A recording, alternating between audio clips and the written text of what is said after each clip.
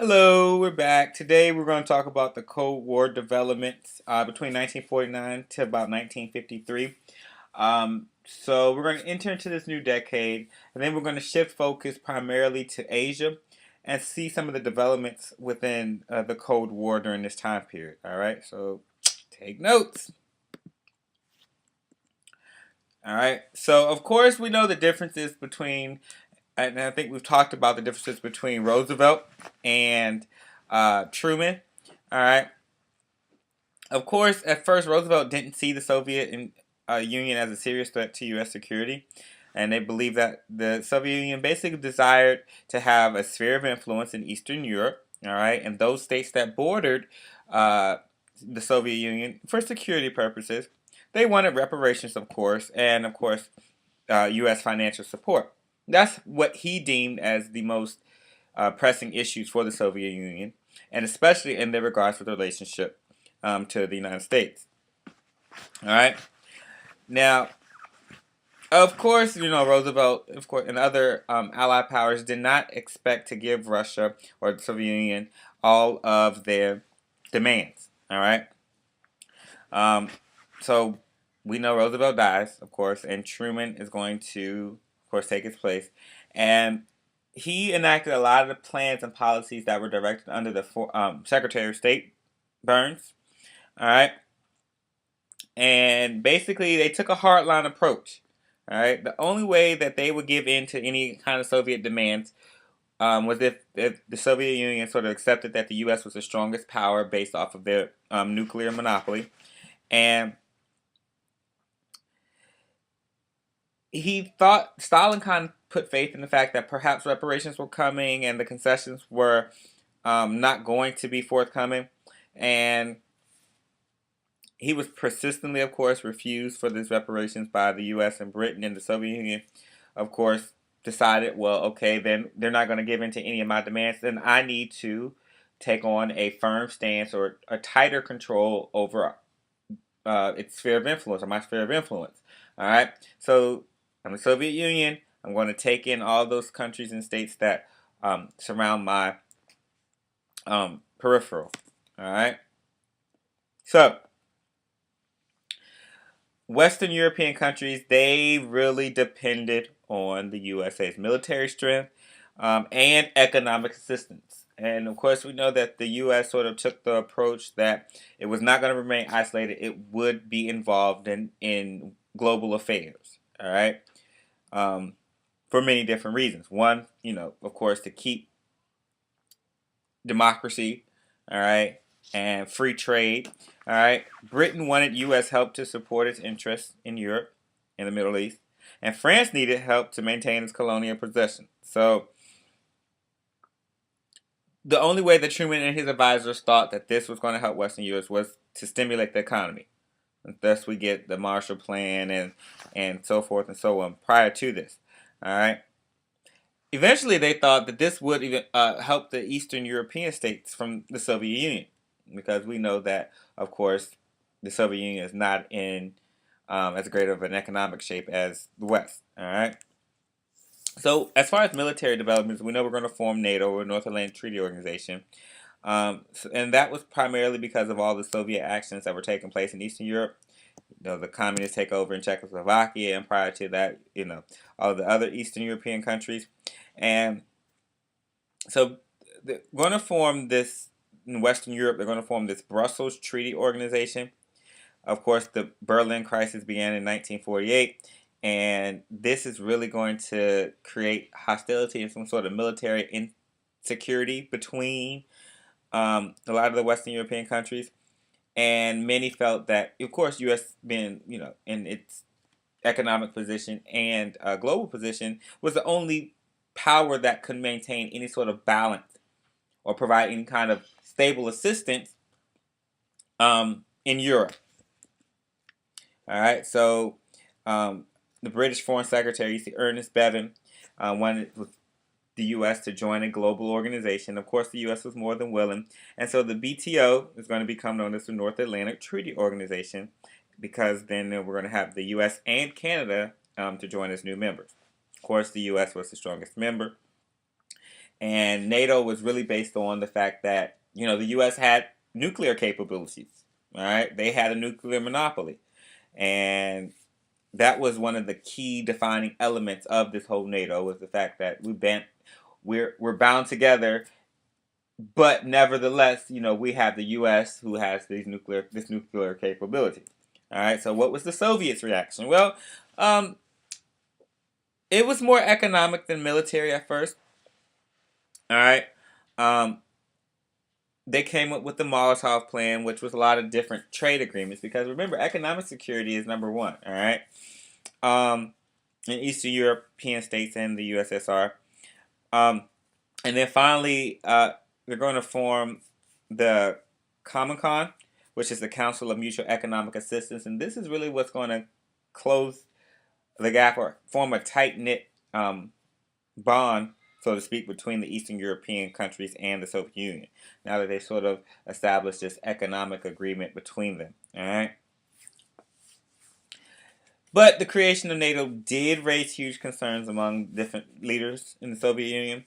Um, because now this is really showing the United States dominance as being a global superpower, and the victory of the Chinese Communists, which of course created the People's Republic of China, um, did not really even the standing, so to speak, between the opposing forces in the Cold War, because now the U.S. Is sort of going to uh, have these dominant treaties in the Pacific and the Middle East, and it gave U.S. a sort of wider range of foreign bases, um, and they thought that it was sort of going to isolate the Soviet Union. So when the People's Republic of China was formed, that necessarily didn't even the balance, because the U.S. still had a lot of stakes and claims in the Middle East and in Asia. All right, but we're going to enter into the nuclear arms race, which was a significant development in the Cold War. Um, it gave, sort of a lot of new dimensions to this war. All right. The U.S. domination or monopoly with the nuclear arms sort of came to an end when the Soviets sort of exploded their first atomic bomb, which was in 1949. And of course, the U.S. was determined to keep ahead. So we have this arms race going on here between the Soviet Union and the United States. And by 1952, the U.S. developed a much more powerful weapon. We're talking about the H-bomb, all right, which ushered in a thermonuclear age. But by 1953, the Soviet Union had matched it. So we're going back and forth with different arms between 1949 and 1953, and we'll see it continue to develop. Now, I did mention just prior to this about the People's Republic of China, who was led by Mao Zedong, all right, and then the start of the Korean War. So it's going to shift the focus into Asia. And the next set of lectures will sort of focus on the Cold War developments in Asia. But this did impact some of the developments in Europe itself. All right.